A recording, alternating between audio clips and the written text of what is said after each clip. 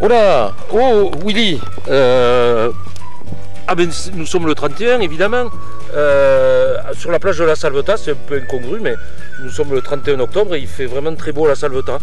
Donc vous me surprenez un peu. Je pense que nous allons aborder le premier reportage de cette édition d'octobre. Oui, d'octobre, c'est ça. Nous allons aller faire une petite visite culturelle avec Adeline qui nous attend à l'Office du tourisme. À tout de suite. À tout de suite. Allez, voilà. Chose promise, chose due. Je vous ai promis une visite du village. Donc Adeline nous attend. J'espère qu'elle est prête. On va. Ah oui, bonjour Adeline. Bonjour. Alors, ça y est, on est prêt? Oui. Bon, on va aller faire une petite visite du village que tu nous as promis. Oui, tout à fait. Parce que tu es la personne qui le connaît le mieux à la Salvetat. Donc je te suis. Allez, c'est parti. Allez, on y va. Quel beau temps, on va se régaler. Alors tu nous amènes où Adeline? Alors on va aller sur la plateforme à quelques pas d'ici pour présenter un petit peu l'histoire du village et je vais vous amener sur un joli point de vue au Pénitent Blanc. Ouais, magnifique point de vue, on va en profiter.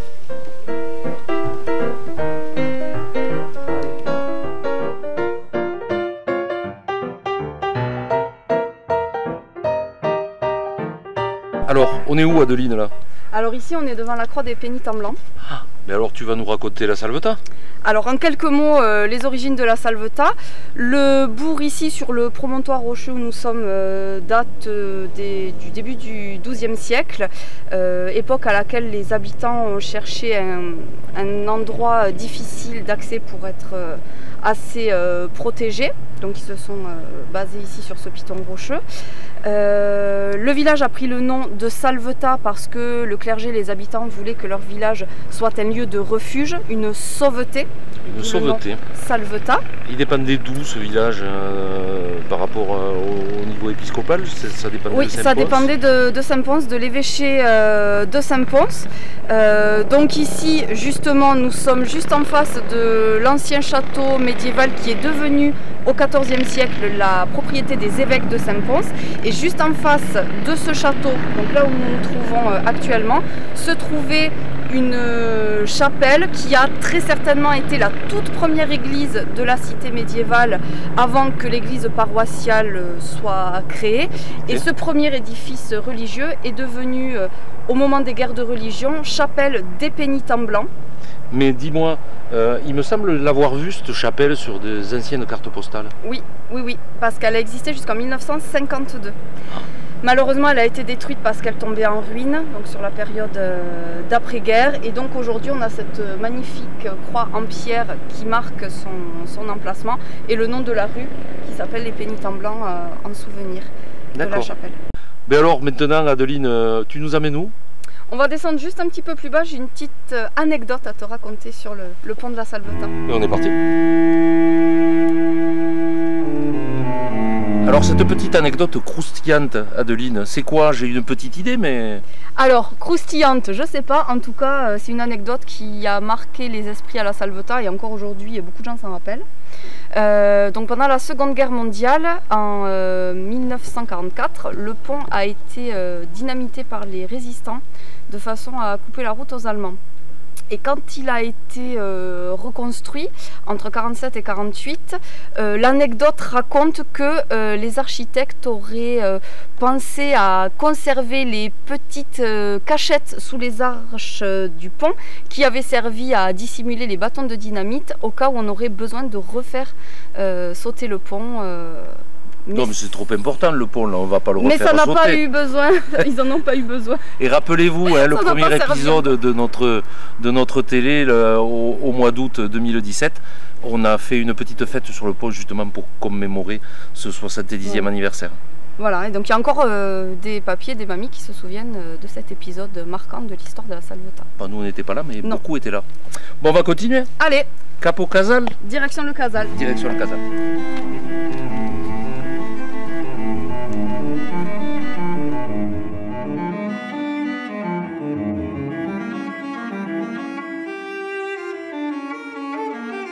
Donc voilà, nous voilà à la place du Casal avec Adeline, les lieux les plus emblématiques et les plus vieux que tu puisses nous présenter sur cette visite. Voilà, donc il y a très peu de vestiges du XIIe siècle encore debout à la Salvetat. Donc ici on a deux vestiges de cette époque, le vestige de la tour et le vestige de la voûte qui est juste en face de l'autre côté. Superbe voûte. Qui est toujours debout malgré les siècles passés. Ben, on va filer place au Montarnot. Allez, place au Montarnot.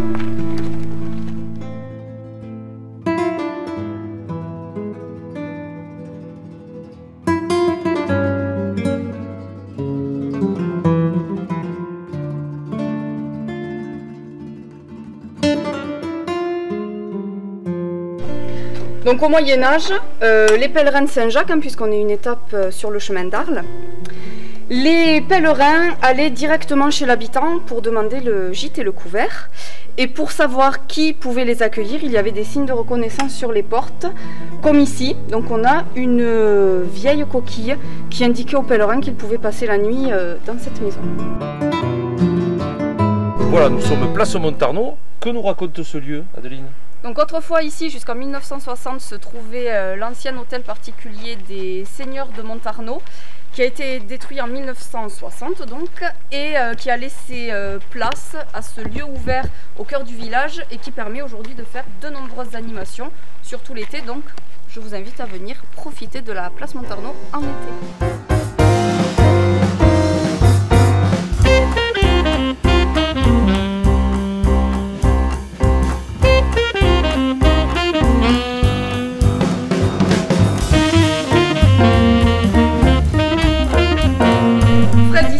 Sur l'une des places les plus emblématiques du village, le carré du donjon, avec son puits, l'un des trois puits qui alimentait autrefois la cité médiévale. Le bâtiment qui est derrière nous, c'est l'ancienne tour du donjon qui s'est levée beaucoup plus haut. Elle a été tronquée au XVIIIe siècle et c'est à cette époque que le bâtiment est devenu le presbytère du village. Et aujourd'hui, est-ce que tu sais à quoi il sert ce bâtiment? Ah, pas du tout, pas du tout. Il sert à accueillir les pèlerins de Saint-Jacques-de-Compostelle. Ah, le fameux gîte de Compostelle. C'est le gîte pour les pèlerins en route pour Compostelle.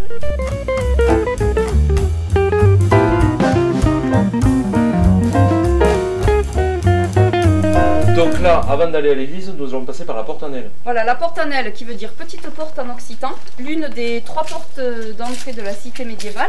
Il y a eu un événement marquant pendant les guerres de religion ici, en 1567, lorsque les protestants ont voulu rentrer dans la Salvetat pour prendre le village. Les Salvetois les ont repoussés et c'est ici exactement à la porte-en-aile qu'ils les ont empêchés de rentrer dans le village, ce qui fait que le village de la Salvetat est toujours resté catholique. Et nous sommes restés à part des guerres de religion. Voilà, ça reste quand même l'événement marquant de cette période-là. On en reparlera sur un monument ultérieurement qui a une grande importance dans l'histoire de la Salvetat aussi. Allez.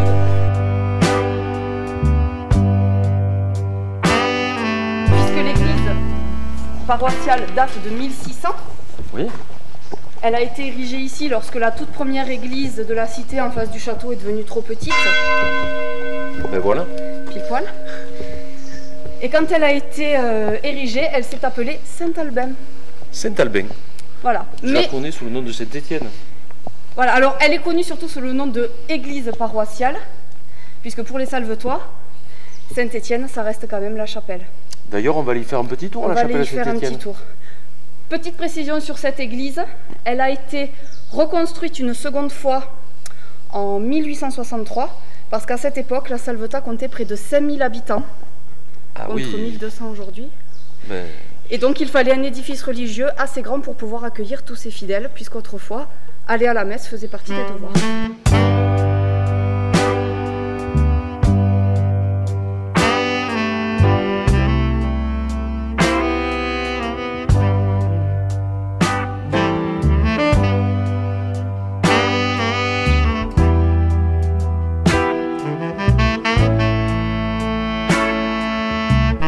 Alors là, Fred, je t'emmène dans un lieu chargé de mystère, le berceau de l'histoire salvetoise, avec pas mal de légendes que peut-être tu ne connais pas.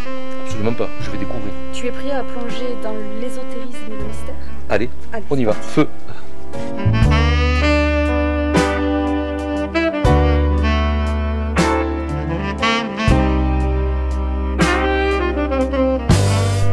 Alors Fred, ici nous arrivons à la chapelle Saint-Étienne de Caval, qui est véritablement le berceau de l'histoire salvetoise. Donc je te propose de pénétrer à l'intérieur de ce lieu chargé de mystère et d'énergie également, donc tu vas découvrir ça. Mais juste avant, je voudrais te montrer une petite curiosité que l'on a à l'entrée de la chapelle. Ah bon? Montre-moi ça. Alors il s'agit d'une pierre de prière qui sert notamment aux pèlerins de Saint-Jacques qui peuvent s'arrêter en halte ici. Ils peuvent s'agenouiller ici sur cette pierre et prier face au cœur grâce au petit fenestrou qui reste toujours ouvert. Astucieux et pratique. Voilà.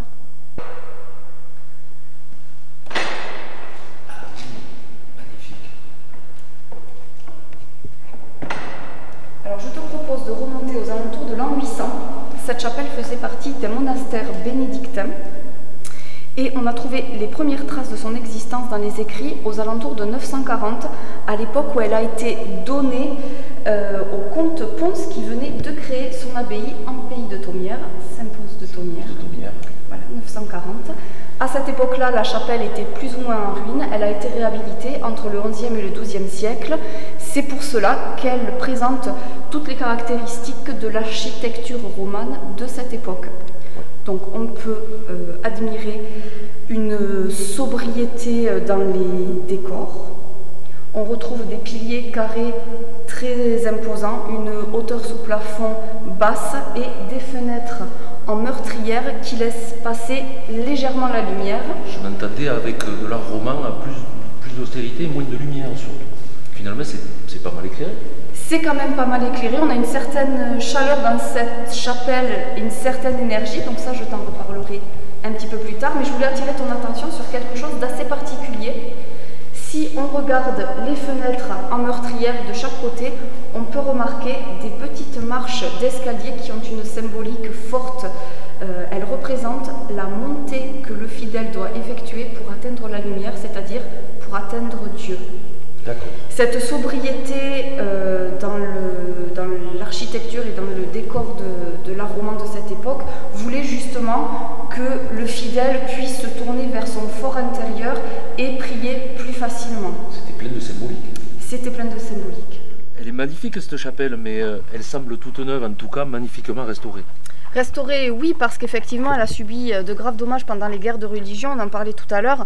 En 1567, lorsque les protestants ont été repoussés à l'entrée de la Sauveté, ils sont venus jusqu'ici à la chapelle qui n'était pas protégée, hein, puisque hors les murs, et ils l'ont pillée quasiment entièrement. Donc elle est restée en ruine pendant pratiquement 200 ans.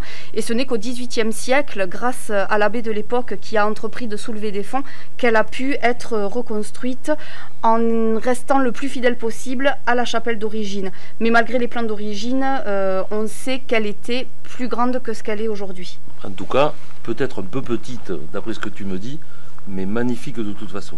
L'esprit est resté. L'esprit est resté. Ben écoutez, je vous donne rendez-vous dans des éditions ultérieures du journal de la Salvetat Télé, parce que le patrimoine de la Salvetat, vous venez de le découvrir, est extrêmement riche.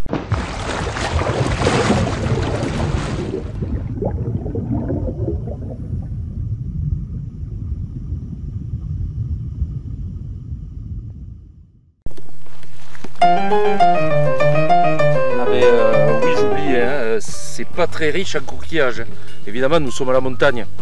D'ailleurs, la montagne est descendue à la plaine, puisque les Tastaires salvetois étaient à la foire Montpellier dernièrement. Un petit rametier, une verrine. C'est mon pharmacien qui me conseille. Tu peux y aller, hein. Fais-moi confiance, je mets qu'à la pharmacie, pardon, excusez-moi. Oui, ça c'est le top de la Salvetat, les tripes. Oh putain. Le sel, le sel de la Salvetat. Tu peux le resservir, hein. Non, c'est pas ça, c'était une glissée. On va pas péter la caméra pour se filmer. Pardon? Pour se filmer. Écoute, ça crépite, t'as vu ça? C'est magnifique. Mais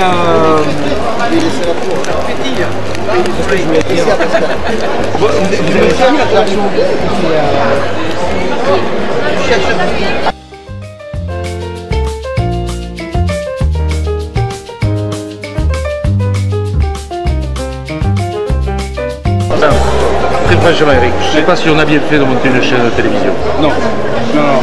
Ça, c'est le genre de choses. On risque de nous voir. Oui, surtout nos femmes. Hein? Si on passe à la télé, Si on passe à la télé, on est mort. On est foutu, on est mort. Hein. Cette chaîne, on a eu tort de monter cette chaîne de télé. On est suivi partout. Nos femmes sont au courant de nos faits et gestes. Oui. Notamment ceux-là. Surtout les gestes. Ah, on est filmé. Ne monte pas ça, Willy, s'il te plaît. Dis-moi, la Salvetat est sortie de son village gaulois pour arriver à la capitale. Exactement, exactement. Et oui, et surtout, soyez curieux à la Salvetat. Ouais, il y a des Gauloises. Sans fil. C'est la Salvetat. Ça va faire partie du bêtisier en dernière semaine. C'est typique la Salvetat. Voilà, normalement, on devrait y être. Jean-Luc, tu peux te cacher, hein? Non, mais je... Et puis oui, nous sommes venus quand même promouvoir la bonne nourriture salvetoise. Le frésinat, les tripes, la bougnette, la charcuterie. Et c'est pas rien. Et c'est pas rien. Et le bon vin de Saint-Gignan. Et la Madeleine. Et la Madeleine. Il n'y a pas la Madelon, parce que la Madelon, c'est la Madelon vient pour servir à boire. Non, là, c'est la Madeleine. La Madeleine. Et un petit message, Jean-Luc, un petit message pour Sandrine. On rentre début janvier, Sandrine. Oui. Voilà.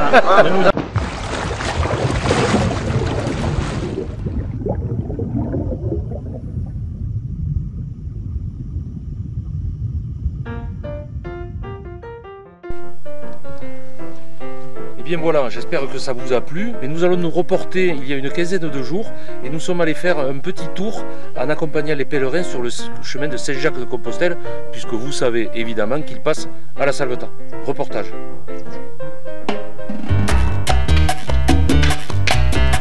On n'est pas arrivé encore, hein. On a du chemin à faire, hein. Oh. Là, on cherche où sont les balises. Donc ici, le pont de la Lune et Anglaise. Donc c'est mon chemin. C'est parti. Voilà, alors, on vient juste de se rencontrer au gîte de Saint-Jacques de Compostelle à la Salvetat avec madame là. Donc je connais même pas encore le nom. Marie-Thérèse. Avec Marie-Thérèse. Et nous partons sur Anglaise, puisque la prochaine halte est à Anglaise. Et puis après, Boissezon et en descendant sur Castres. Voilà. Et vous arrivez d'où? Alors, hier soir, j'étais à Murat. Avant-hier soir, j'étais à Murat.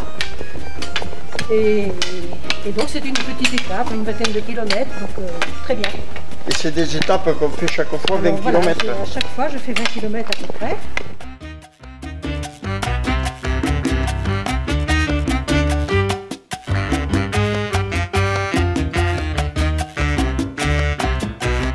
Quel est le but de votre pèlerinage, on va dire ça comme ça? Non, enfin, on ne va pas dire pèlerinage.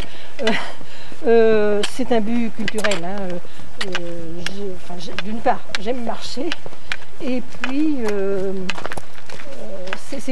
pour moi, c'est la meilleure façon de découvrir la France. Ah oui, c'est sûr. On passe, le chemin nous fait passer dans des endroits qu'on ne découvrirait pas en passant en voiture. Et même en vélo. Donc voilà, j'apprécie vraiment de découvrir pas à pas, de m'arrêter, d'admirer. Regardez là, quand on voit le village qui est perché, les monts autour, c'est super quoi. Et avant, vous ne connaissiez pas la Salvetat sur Agou? Ah du tout, je n'avais jamais entendu parler, à part l'eau, la Salvetat. L'eau de la Salvetat. Mais je ne connaissais pas, je ne connaissais absolument pas cette région. Hein, donc le pèlerinage vous a servi à connaître une région, voilà, plus la Salvetat. Voilà. C'est un petit village où vous avez passé la nuit, c'est ça? Oui, oui, oui. Et que j'ai apprécié. Il est joli ce petit village. Perché. À côté de vous, vous avez quand même un personnage qui est la griffe, pardon, qui lui est de la Salvetat, lui connaît tout par cœur sur la Salvetat. Ah oui, mais je connais pas mal, oui. Et c'est vrai qu'il y a de plus en plus de gens qui font le chemin.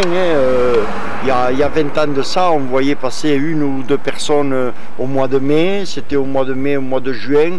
Juillet, août, c'était calme et après c'était fini. Alors que maintenant, c'est quand même assez régulier et il y a beaucoup de gens qui font le chemin. Oui, moi, j'apprécie de partir à cette saison parce qu'en général, il fait beau. Je pars tous les ans depuis une dizaine d'années. Il fait beau et la campagne est magnifique. Oui, bon, elle est certainement belle au printemps, mais quand on va regarder les arbres là autour de nous, quand il y a un rayon de soleil dessus, c'est extraordinaire. Je vois que vous avez un petit...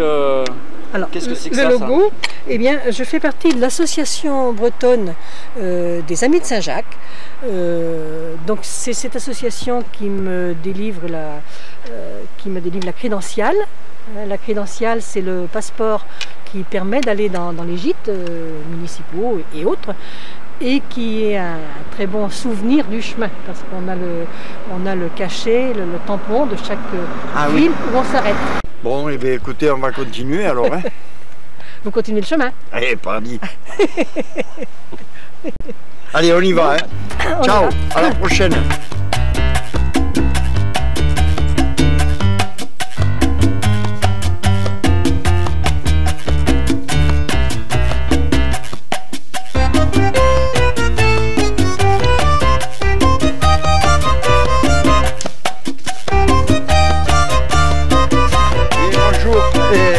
Arrivé encore. Mon Dieu, je viens de faire 20 km, Murat de la Salvetat, là c'est long. Mais enfin, c'est beau, la nature est belle, il fait beau, j'ai vu des chevreuils, j'ai vu un peu de tout, c'est super. Ce soir, j'irai dormir à Anglaise et voilà. Allez!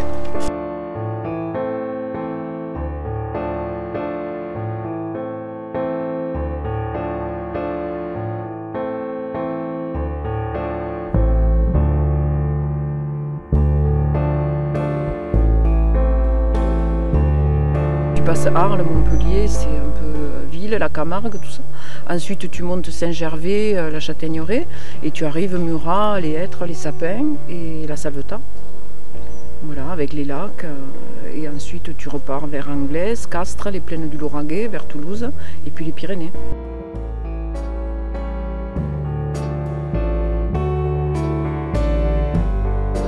C'est un chemin qu'il faut absolument faire parce qu'il est très très varié. Il est reposant, on va dire, parce que peu fréquenté. Voilà, les hébergements sont de qualité. Une association, les Haltes Pèlerins, reçoivent les pèlerins. Voilà. Donc il y en a tout le long du chemin. Quand ils arrivent, ils trouvent que la Salvetat, c'est vivant, voilà. Il y a plein de petits commerces, il y a plein de petits cafés qui les accueillent.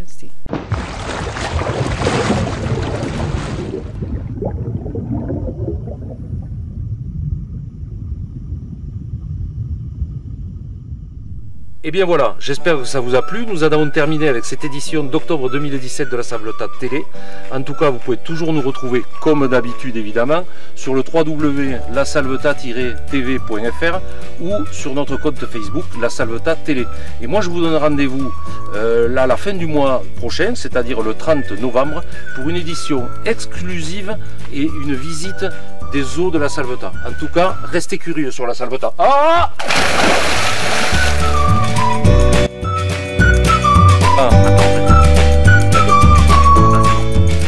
De la maison d'origine, il y avait le soleil, l'emblème du roi soleil, puisque la légende raconte que le roi soleil aurait séjourné ici à Salvetat. Le mystère reste entier. Et depuis, il fait beau. On aime à le croire. Il fait beau à la Salvetat, voilà, il fait toujours beau à la Salvetat. Vas-y. Alors attends, non, on est donc sur la place Montarno, mais elle était construite à l'époque. Qu'est-ce qu'il y avait ici? Qu'est-ce qu'il y avait ici avant? Voilà, ou alors tu dis, comme tu as dit qu'on allait... Allez, vas-y. Donc voilà, nous sommes sur la place Montarno, mais qu'est-ce qu'elle nous raconte cette place? Donc cette place, ici se trouvait l'ancien hôtel des anciens... Non, tu vois, je dis n'importe quoi. Vas-y, il ne faut pas le réfléchir, tu nous as troublé. Faut pas le C'est ça. Vas-y, pars dans ton truc, c'est pas grave. D'accord. Donc là, nous... Hop, ça va. Donc là, nous sommes place du... Non. Carré du donjon. Carré du donjon. Carré du donjon avec un puits. Vas-y. Alors Fred, ici nous sommes sur l'une des places les plus emblématiques du village, le Carré du donjon, avec son puits, l'un des 3 puits qui alimente. Mais je sais plus quoi dire. Oh, putain. Écoute Adeline, je te remercie de cette visite très enrichissante du village ancien. Avec et plaisir. de toute façon, je pense que nous reviendrons les éditions prochaines sur des points de détail de cette histoire. En attendant, nous allons faire un autre reportage, je ne sais pas lequel.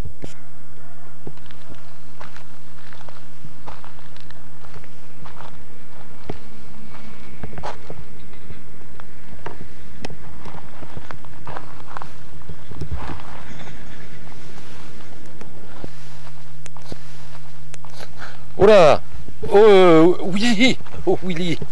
Ah ben j'ai oublié, on est le 31 octobre sur la plage de la Salvetat. Et oui, c'est rare, hein, mais je m'étais un peu assoupi. Donc nous allons commenter maintenant et faire le premier. Oh là, c'est là, voilà. Ah ben oui, j'oublie, hein, c'est pas très riche en coquillage. D'habitude sur les réseaux sociaux, le site internet www.lasalvetat-fr TV, non j'ai pas dit tirer. Et n'hésite pas à bouger. Oui, oui, non, il faut que je bouge. N'hésite pas à bouger près du bord. Ah ouais. D'accord. Moi en tout cas, je vous donne rendez-vous la semaine... non, Je vous donne rendez-vous le mois prochain. le mois prochain, le 30 novembre. Voilà. Hein, j'essaie plus de me situer par rapport à ça. Allez. Et bien voilà, nous en avons terminé avec cette édition de... voilà. On reprend. En tout cas, pour l'instant, je ne me suis pas reculé. Attendez là, faut que je fasse le truc. Ouais. Allez. Là c'est bon, tu le tiens bien resté. C'est bon? Ouais. Comme c'est la fin, tu vois, ça commence à baisser de régime, c'est un peu triste. Allez, voilà, c'est fini, j'espère que ça vous a plu. Reste dans du dynamisme comme ça, tu vois. Vas-y. Allez voilà, j'espère que ça vous a plu. Nous avons terminé avec Là, c'était bien parti, c'est vrai. terminé avec l'édition d'octobre 2017 de cet épisode. Non, non mais c'est bien. Restez curieux sur la Salvetat. Ah!